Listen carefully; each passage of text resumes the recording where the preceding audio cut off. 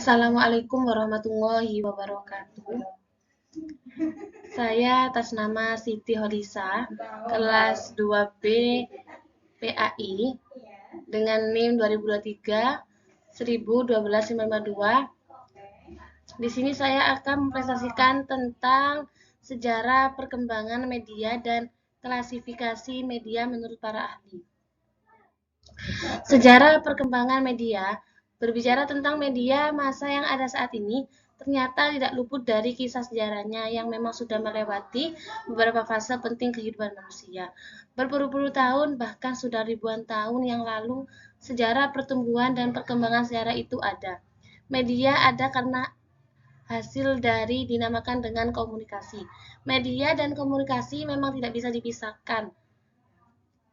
Tidak bisakah satu dan yang lain.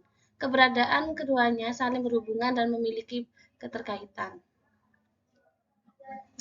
Sejarah perkembangan media ini adalah segala bentuk dan saluran yang digunakan untuk menyampaikan informasi atau pesan.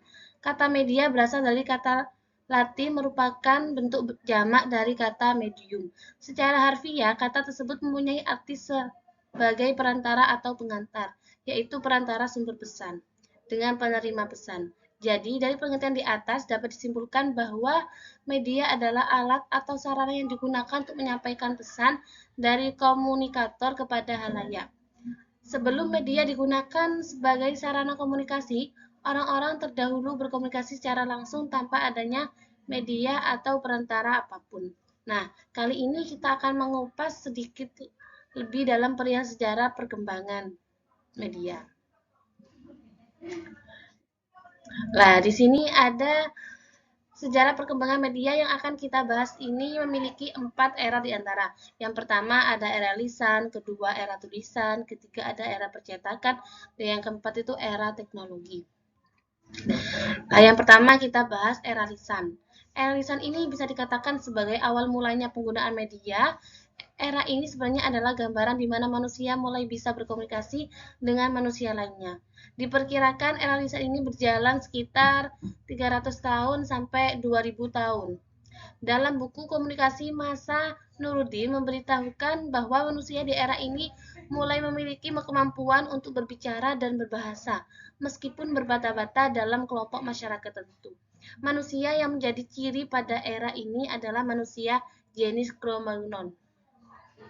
Kemudian yang kedua itu era tulisan. Sejarah perkembangan era tulisan ini ada pada tahun 1041. Di tahun inilah era tulisan pertama kali berada di dunia. Bentuk-bentuk hasil dari era tulisan ini adalah ketika ditemukan cap-cap tangan di dalam goa, lukisan tangan yang ada di arca-arca, lalu ditemukan tulisan ini di sebuah tanah liat yang dibentuk sedemikian rupa dengan tujuan dan maksud yang penulis inginkan saat itu.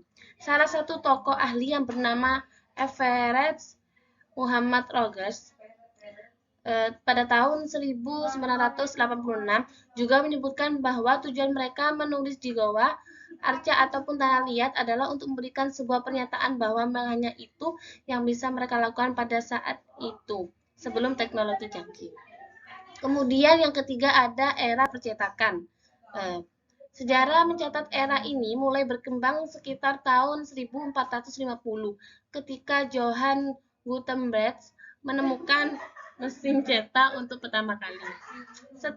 Setelah era Johann, barulah muncul era penny press pada tahun 1833 yang mencoba mengembangkan mesin cetak yang awalnya ditemukan oleh Johann. Pada awalnya, Cina yang menemukan bahan baku pembuatan kertas. Setelah saat itu, penemuan mesin cetak mulai dirintis dan dipergunakan. Mesin cetak bergerak pertama kali ditemukan di Cina pada abad ke-13.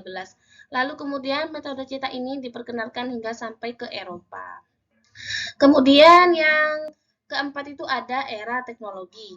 Semuanya berawal dari sang penemu telepon yaitu Alexander Graham Bell. Lalu ada Samuel Morse yang menemukan telegraf. Dan juga ada Guglielmo Marconi yang juga berperan penting pada masa itu, karena beliaulah yang pertama kali mengirim pesan melalui radio. Semuanya adalah awal mula di mana ditemukan beragam teknologi terbaru di kehidupan manusia. Setelahnya bermuncullah inovasi-inovasi lainnya seperti televisi, komputer, kemudian internet, dan lainnya sebagainya. Teknologi kini membantu manusia untuk melakukan segala hal yang dulunya sulit, memakan waktu lama, bahkan tidak mungkin menjadi hal yang sangat demikianlah presentasi saya. Kurang lebihnya saya mohon maaf. Semoga bermanfaat. Wabillahi taufiq wal hidayah. Wassalamualaikum warahmatullahi wabarakatuh.